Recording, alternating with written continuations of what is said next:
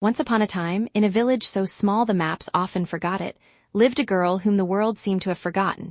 Her house was not a home of warmth, but a place of silence. Because of the crushing weight of poverty, her parents' hearts had grown heavy and hard.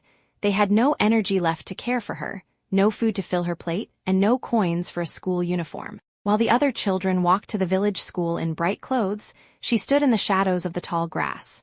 She was alone, but she was not empty. She would crouch beneath the open windows of the classroom, her breath held tight, listening to the rhythm of the alphabet being chanted inside. To her, those sounds weren't just letters, they were the keys to a cage she was determined to break. She had no books, so she turned the world into her library.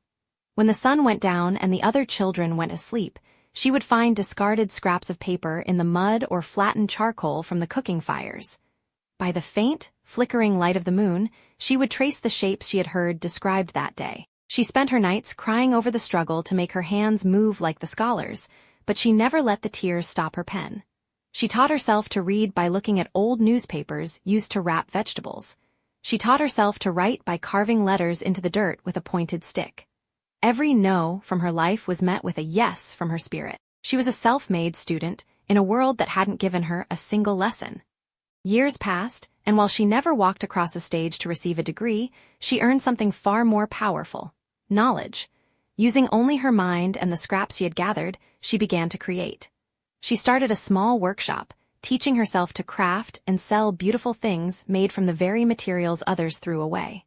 The girl who had no food now owned her own business. The girl who wasn't allowed in the school now wrote the signs that hung in the village square.